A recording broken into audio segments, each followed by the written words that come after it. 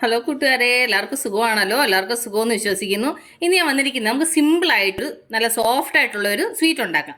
അപ്പോൾ നമുക്കിത് എങ്ങനെ ഉണ്ടാക്കുന്നതെന്ന് നോക്കാം. അതിന് മുമ്പായിട്ട് എൻ്റെ കൂട്ടുകാർ ആദ്യമായിട്ടാണ് എൻ്റെ വീഡിയോ ചാനൽ കാണുന്നതെന്നാണ്, പ്ലീസ് എല്ലാവരും ചാനൽ സബ്സ്ക്രൈബ് ചെയ്യണം കേട്ടോ.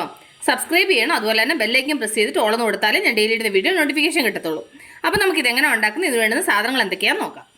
അതിനുവേണ്ടി പാൻ അടുപ്പ് വെച്ച് പാൻ നന്നായി ചൂടെ ഇതിലേക്ക് 2 കപ്പ് മിൽക്ക് പൗഡർ ഇളക്കിക്കൊണ്ടിരിക്കണം. ഇല്ലെന്നുണ്ടെന്നുണ്ടെങ്കിൽ വേഗം കരിയും കേട്ടോ.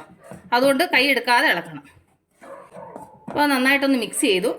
ഇനി നമുക്ക് ഇതിലേക്ക് 1 കപ്പ് വെള്ളം ചേർത്ത് കൊടുക്കാം. എന്നിട്ട് നന്നായിട്ട് മിക്സ് ചെയ്യാം. കട്ടയൊന്നും ഇല്ലാതെ നന്നായിട്ട് മിക്സ് ചെയ്യണം. സിമ്പിളായിട്ട് ചെയ്യാൻ പറ്റും, അധികം പാടൊന്നുമില്ല കേട്ടോ. നന്നായിട്ടൊന്ന് മിക്സ് ചെയ്യട്ടെ. അതല്ല, അപ്പോൾ നന്നായിട്ട് മിക്സ് ചെയ്തു. അപ്പോൾ നന്നായിട്ട് കുറുവുന്നുണ്ട്. ഇനി നമുക്ക് ഇതിലേക്ക് ഒരു 1/2 കപ്പും കൂടെ വെള്ളം ചേർത്ത് കൊടുക്കാം. ഇത് നന്നായിട്ട് മിക്സ് ചെയ്യാം. ഒരു പാലിൻ്റെ രൂപത്തിൽ ഇത് മിക്സായിട്ട് എടുക്കണം. നിങ്ങൾ മിൽക്ക് പൗഡർ ഏത് കപ്പിനാണ് എടുക്കുന്നത് ആ കപ്പിൻ്റെ അളവിന് വേണം വെള്ളവും പഞ്ചസാരയും എല്ലാം അതേ കപ്പിൻ്റെ അളവിന് എടുക്കണം കേട്ടോ. കണ്ടില്ലേ, ഒരു പാല് രൂപത്തിലായി.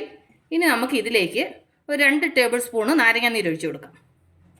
എന്നിട്ട് നന്നായിട്ട് മിക്സ് ചെയ്യുക. ഒരുമാതിരി പിരിഞ്ഞതുപോലെ ആവും. നമ്മൾ ഒഴിച്ച നാരങ്ങ നീര് നന്നായിട്ട് മിക്സ് ആവണം. കണ്ടിന്യൂസ് ആയിട്ട് ഇളക്കിക്കൊണ്ടിരിക്കണം കേട്ടോ.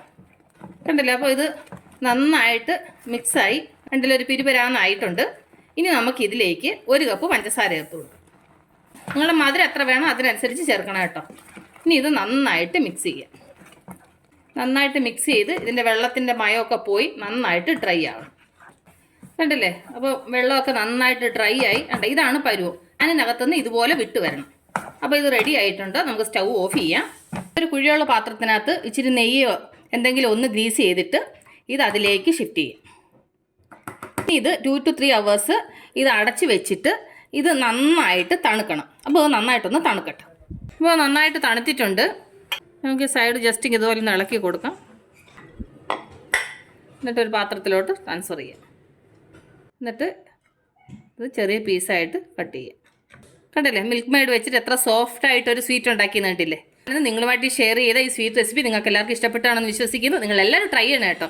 നിങ്ങളെല്ലാവരും ട്രൈ ചെയ്ത് നിങ്ങൾക്ക് ഇഷ്ടപ്പെട്ടാൽ നിങ്ങളുടെ ഫ്രണ്ട്സിന് ഷെയർ ചെയ്യുക, ലൈക്ക് ചെയ്യുക, വാല്യുബിൾ കമൻസ് ഇടുക. അപ്പോൾ നാളെ നമ്മൾ രുചികരമായ പുതിയ വീഡിയോയും പുതിയ റെസിപ്പിയുമായിട്ട് നാളെ നമ്മൾ വീണ്ടും കാണും വരെ ടേക്ക് കെയർ, ബൈ.